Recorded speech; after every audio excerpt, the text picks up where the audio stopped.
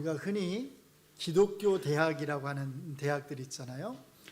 기독교 단체나 어떤 교회들에서 세운 그런 학교들에 가보면 특별히 새 학기에 새로운 신입생들이 많이 들어올 때 이런 기독교 대학들의 정문에는 거의 언제나 항상 이런 문구가 프랜카드로 적혀져 있습니다. 진리가 너희를 자유롭게 하리라. 보신 적 있으시죠? 이 문구가 붙어 있으면 이 학교는 기독교 학교구나 이렇게 생각할 수 있어요. 대학교 정문 앞에 걸려 있는 진리가 너희를 자유롭게 하리라고 하는 이 문구는 어떤 뜻일까요? 저는 항상 이 문구를 볼 때마다 어떤 의미를 담아서 어떤 의도로 이 문구를, 사실 성경 말씀인데 정문에다 걸어놨을까? 아마도 개인적으로 생각할 때 이 대학교 정문 앞에 걸려있는 이 진리라고 하는 이 표현은 배움을 통해서 알게 되는 학문적 진리를 가리키는 것일 겁니다. 그리고 자유하게 하리라 라고 하는 이 말은 무지함에서 깨어나게 될 것이다 라고 하는 뜻으로 아마 붙여 놓았을 것입니다.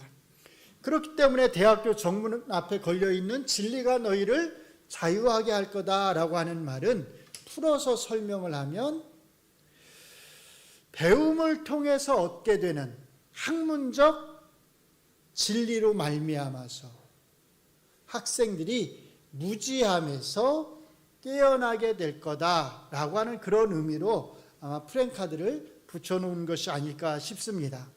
그런데 문제는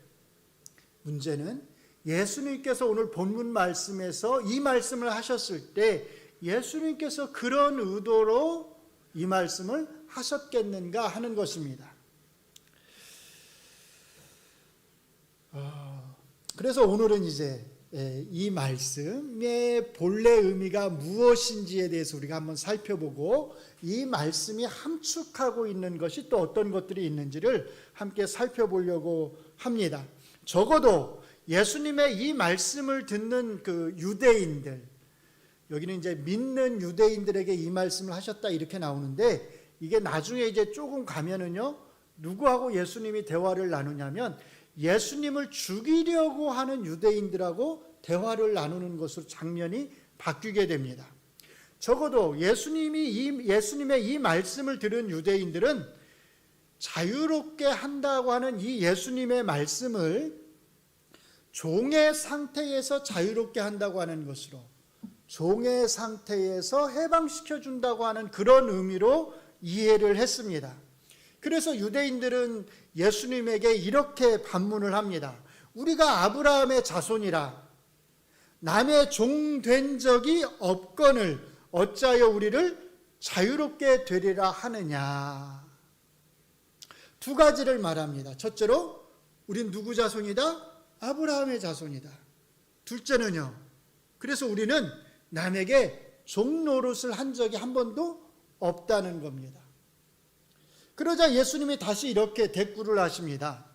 죄를 범하는 자마다 죄의 종이라. 예수님은 사람들의 육체적 상태를 말씀하신 것이 아니라 그들의 영적인 상태를 지적하신 것입니다. 사람들은 자기들이 마음껏 걸어다니고 자기들이 원하는 것을 마음껏 할 수 있다면 자기들은 정말로 자유로운 사람이라고 생각을 하면서 살아갑니다. 그러나 아무리 자기가 원하는 모든 것을 자기 마음대로 하면서 살아가는 사람이라 할지라도 그 사람이 그 자기의 자유의지를 가지고 죄를 범하는 데 사용한다면, 자기 마음껏 죄를 범하면서 살아간다면 예수님께서는 그 사람은 자유인이 아니라 사실은 죄의 종으로 살아가는 것이다 라고 말씀을 하시는 것입니다. 그리고 사실은 바로 이것이 우리 모두의 상태입니다. 모든 사람의 상태입니다. 그런데 예수님은 지금 이 말씀을 특별히 누굴 향해서 하시는 거냐면 자기를 죽이려고 하는 유대인들을 향해서 이 말씀을 하십니다. 그래서 그 다음에 종과 아들의 비유를 통해서 이렇게 설명을 하십니다. 35절과 6절을 같이 한번 읽어보겠습니다. 시작. 종은 영원히 집에 거하지 못하되 아들은 영원히 거하나니 그러므로 아들이 너희를 자유롭게 하면 너희가 참으로 자유로우리라. 아멘. 그치요. 옛날에 종은 사람이 아니었습니다. 진짜로요. 사람의 분류로 들어가는 것은 남자들, 특별히 성인 남자들, 어떤 데는 아이들도 사람으로 들어가지 않았었어요. 종들은 말할 것도 없지요. 종들은 물건 취급을 당했습니다. 그래서 종들은 집 주인의 소유물이었습니다. 그래서 집 주인이 종을 다른 집에 팔면 종은 자기가 살던 집을 떠나서 다른 집으로 옮겨가야 했습니다. 그러나 아들은 집 주인입니다. 아들은 자기 집에서 영원히 살 수 있습니다. 그리고 이 아들에게는 종을 해방시켜 줄 수 있는 권한이 있습니다. 아들이 원하면, 아들이 기뻐하면 그 아들은 종을 놓아줄 수가 있습니다. 그러면 그 종은 그 다음부터 이제 자기 마음껏 자유를 누리면서 살아갈 수가 있습니다. 그래서 이렇게 말씀하시는 겁니다. 아들이 너희를 자유롭게 하면 너희가 참으로 자유하게 되리라. 이제 36절의 이 말씀을 32절의 말씀과 한번 비교해 보시기 바랍니다. 이렇게 함께 놓고 보시면요, 32절에서 진리를 알지니 진리가 너희를 자유롭게 하리라 예수님이 이렇게 말씀하셨을 때 그 진리는 무엇을 가리킬까요? 누구를 가리킬까요? 36절 보니까 뭐라고 말하죠? 아들이 자유롭게 한다고 말씀을 합니다. 그러니까 예수님께서 진리가 너희를 자유롭게 하리라 이렇게 말씀하셨을 때 그 진리라고 하는 것은 다른 것이 아니라 대학에서 가르치는 그런 학문적 진리가 아니라 누구요? 예수님 자신을 가리켜서 말씀을 하신 것입니다. 이것이 바로 진리의 첫 번째 의미입니다. 진리가 예수님 자신을 가리킨다고 하는 것은 우리가 매우 잘 아는 말씀, 내가 곧 길이요 진리요 생명이다라는 말씀을 통해서도 알 수가 있습니다. 생명은 요한복음에서 뭘 의미한다고요? 영생을 의미한다고 말씀을 드렸습니다. 그러니까 내가 길이다라고 하는 말씀은 내가 영생에 이르는 길이다라는 뜻입니다. 내가 진리다라고 하는 말씀은 내가 영생에 이르는 진리다라고 하는 뜻입니다. 여기에서 길, 진리, 생명은 그래서 모두가 같은 것을 가리키는 것을 알 수 있습니다. 영생을 의미한다는 것입니다. 그래서 진리가 너희를 자유롭게 하리라 라고 할 때 이 진리의 첫 번째 의미가 예수님을 가리켰다면 이제 이 진리는 다른 한편에서 예수님의 말씀을 가리킬 수도 있습니다. 이것은 예수님이 자기를 죽이려 하는 유대인들에게 하신 말씀을 통해서도 알 수가 있습니다. 31절에서 예수님은 이렇게 말씀하십니다. 너희가 내 말에 거하면 참으로 내 제자가 되고, 내 말에 거하면 참으로 내 제자가 된다. 그 말씀은 내 제자가 된다고 하는 것은 다른 것이 아니라 너희가 영생을 얻게 된다는 뜻입니다. 뭐 하면요? 내 말에 거하면, 내 말에 거하면 그 말씀을 다르게 표현하면 그냥 나를 믿으면, 나를 믿는 것과 내 말 안에 거하는 것은 결국은 같은 의미입니다. 37절에서는 자기를 죽이려 하는 유대인들을 향해서 이렇게 말씀하십니다. 내 말이 너희 안에 있을 곳이 없으므로 나를 죽이려 하는구나. 뿐만 아니라 45절에서는 내가 진리를 말함으로 너희가 나를 믿지 아니하는도다 이렇게 말씀하십니다. 이렇게 어떤 구절들에서 진리란 예수님이 하신 말씀 또는 예수님이 가르친 그 가르침을 가리키는 것을 알 수가 있습니다. 진리가 예수님 자신을 가리키든 아니면 예수님이 하신 모든 말씀, 가르침을 가리키든 사실 이 둘 사이에는 아무런 차이가 없는 것을 알 수 있습니다. 우리는 예수님과 예수님이 하신 말씀을 굳이 구별할 필요가 없기 때문입니다. 핵심 포인트는 세 가지입니다. 첫째로 죄를 짓는 자마다 뭐다? 죄의 종이다입니다. 둘째는요, 예수님만이 이 죄의 종의 상태에서 우리를 자유롭게 해주실 수 있다는 겁니다. 세 번째는요, 예수님을 죽이려고 하는 그 유대인들은 죄의 종으로 살아가고 있다는 겁니다. 37절부터는 이제 예수님을 죽이려고 하는 바로 이 유대인들이 아브라함의 자손이라고 할 수 있는가 또는 하나님의 자녀라고 할 수 있는가의 이야기에 포커스가 맞추어져 있습니다.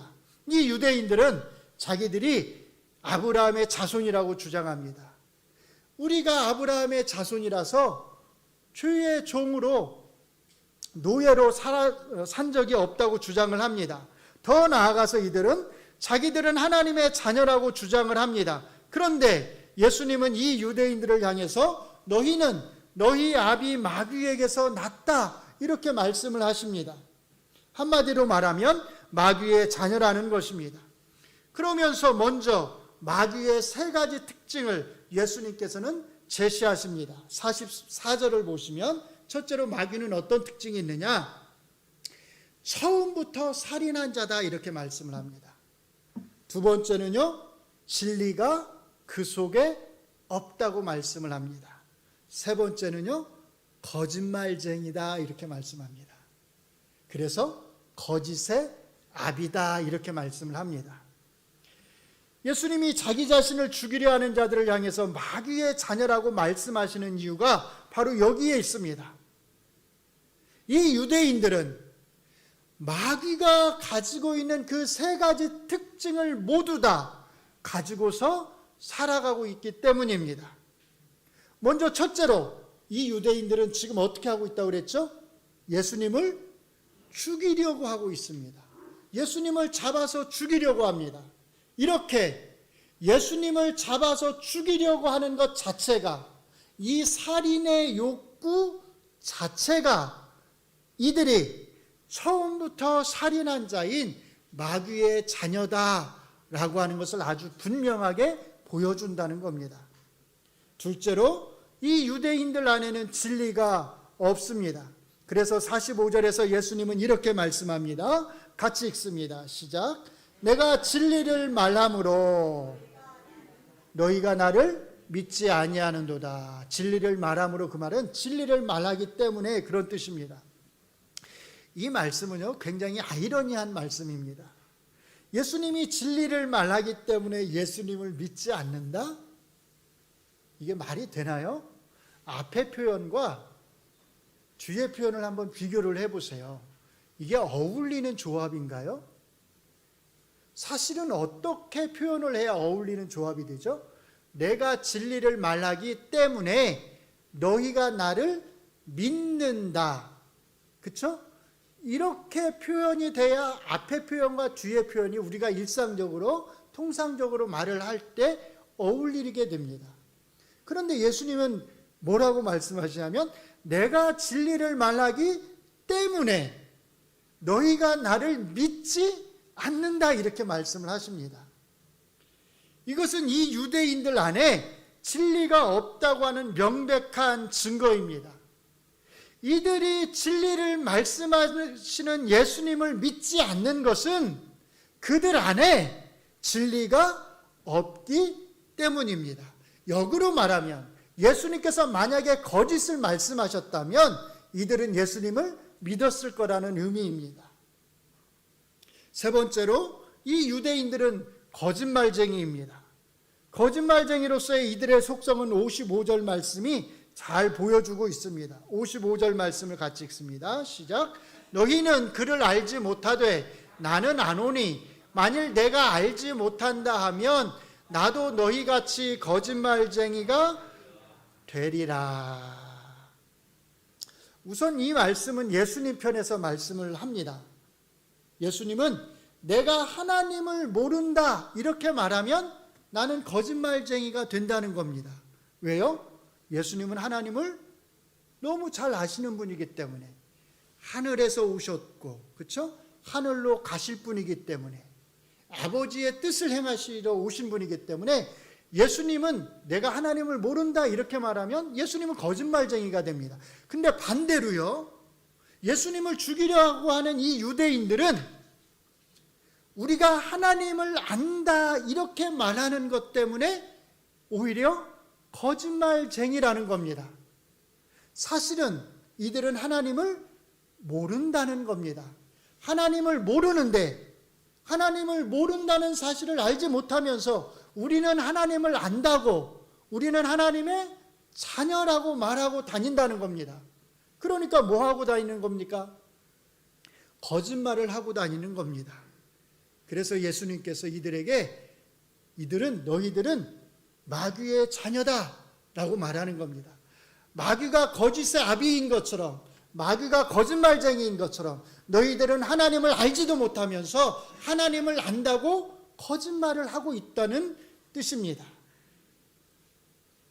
이렇게 예수님을 죽이려 하고 하는 유대인들에게는 마귀가 가지고 있는 세 가지 특징이 그대로 있습니다. 첫째로 예수님을 죽이려고 하는 살인의 욕구입니다. 둘째로 진리가 없는 것입니다. 그래서 예수님이 진리를 말한다고 하는 이유로 역설적이게도 예수님을 믿지 않는 것입니다. 셋째로 하나님을 알지도 못하면서 하나님을 안다고, 하나님의 자녀라고 거짓말을 한다는 것입니다. 이 모든 사실에 비추어 볼 때 예수님을 죽이려고 하는 유대인들은 주의 종들이고 마귀의 자식들이라고 하는 사실이 아주 명백한 것을 알 수 있습니다. 그렇기 때문에 예수님은 이들을 향해서 너희는 너희 아비 마귀에게서 났다고 말씀을 하시는 것입니다. 사랑하는 성도 여러분, 그런데 우리 모두가 잊지 말아야 할 한 가지 사실이 있습니다. 예전에는 우리 모두가 다 죄의 종이었다고 하는 사실입니다. 예전에는 우리 모두가 다 마귀의 자식이었다는 사실입니다. 저도 그렇고 여러분도 그렇고 우리 모두가 다 죄의 종 노릇을 했던 사람들입니다. 그래서 예수님이 죄를 짓는 자마다 죄의 종이다라고 이렇게 말씀을 하셨을 때 이 말씀이 1차적으로는 예수님을 죽이려고 하는 그 유대인들을 향해서 하신 말씀이지만 사실 궁극적으로 보면 우리 모두를 향해서 하신 말씀인 것을 알 수 있습니다. 에베소서 2장 1절은 우리에게 이렇게 선언을 합니다. 너희는 너희의 허물과 죄 가운데 죽어 있었다. 우리말 번역은 조금 다르게 되어 있죠. 너희의 허물과 죄로 죽었던 너희를 살리셨도다 이렇게 되어 있는데 사실 원문에는 이 뒤에 표현이 없습니다. 살리셨다는 표현이 없어요. 죽었다는 걸 강조합니다. 뭘로요? 너희의 허물과 죄로. 너희는 너희의 허물과 죄로 죽어 있었다. 그러면서 2절에서 우리가 그렇게 우리의 허물과 죄로 죽어 있었을 때 우리의 상태, 우리의 모습에 대해서 이렇게 말씀을 합니다. 그때에 너희는 그 가운데서 행하여 이 세상 풍조를 따르고 공중의 권세 잡은 자를 따랐으니 곧 지금 불순종의 아들들 가운데서 역사하는 영이라. 불순종의 아들들 가운데서 역사하는 영, 우리가 따랐던 그 영, 그게 누구겠어요? 그게 마귀지요. 우리가 마귀를 따랐었다는 겁니다. 이렇게 놓고 보면 우리도 예수님을 죽이려고 했던 그 유대인들과 다를 바가 없었습니다. 우리도 종노릇을 하고 있었으니 말입니다. 사랑하는 성도 여러분, 그러나 하나님에게 감사하시기 바랍니다. 하나님께서 주의 종이었던 우리를 해방시켜 주셨습니다. 하나님께서 우리 주 예수 그리스도를 통해서 우리를 자유하게 해주셨습니다. 그래서 우리가 더 이상 주의 종이 아니라 의의 종으로 살아갈 수 있도록 해주셨습니다. 로마서 6장 17절 18절 말씀은 이것을 이렇게 표현합니다. 같이 한번 읽어보겠습니다. 하나님께 감사하리로다. 너희가 본래 주의 종이더니 너희에게 전하여 준 바 교훈의 본을 마음으로 순종하여 죄로부터 해방되어 의에게 종이 되었느니라. 아멘. 누가요? 누가 이렇게 해주셨다고요? 하나님께서 그렇게 해주셨다고요. 하나님께 감사하리로다. 의에게 종이 되었다고 하는 말은 이제 하나님이 기뻐하시는 의를 우리가 행할 수 있게 되었다는 뜻입니다. 이것은 우리가 과거에는 전혀 행할 수 없었던 일입니다. 과거에 우리가 주의 종으로 살고 있었을 때 우리가 행하는 선은 그것이 아무리 좋은 선이라 할지라도, 그것이 아무리 훌륭한 선이라 할지라도 그 선은 하나님이 전혀 받으실 수 없는 선이었습니다. 왜요? 우리가 죄인으로서 행하는 그 모든 선에는 우리의 죄의 때가 묻어 있었기 때문입니다. 그래서 우리는 하나님이 받으실 수 있는 선을 행할 수가 없었습니다. 그런데 이제 우리가 예수님으로 말미암아 죄의 종노릇에서 벗어났기 때문에 우리가 행하는 선을 하나님은 기쁘시게 받아주십니다. 우리가 행하는 그 선에는 더 이상 죄의 때가 묻어있지 않기 때문입니다. 물론 우리는 여전히 죄를 범하면서 살아갑니다. 우리는 여전히 죄를 범하면서 살아갑니다. 우리는 인정합니다.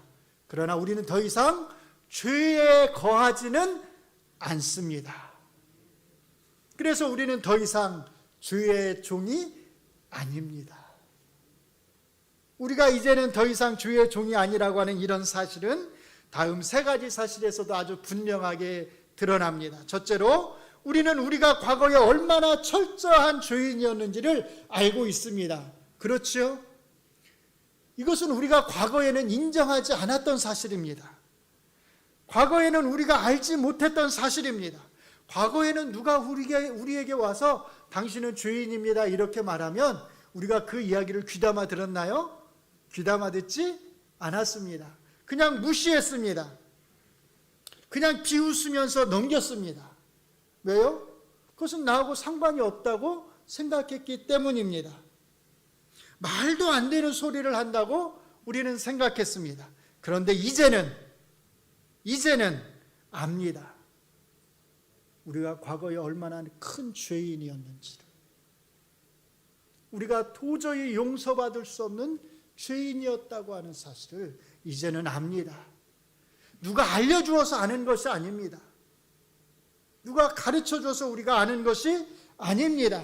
내 스스로 압니다.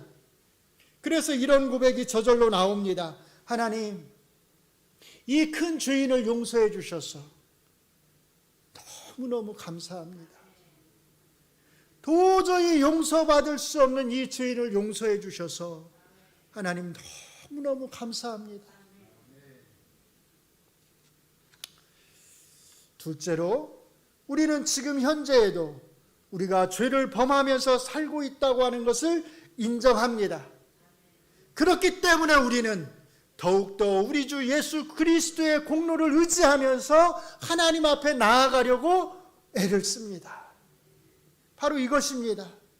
우리는 여전히 죄를 범하면서 살아가지만,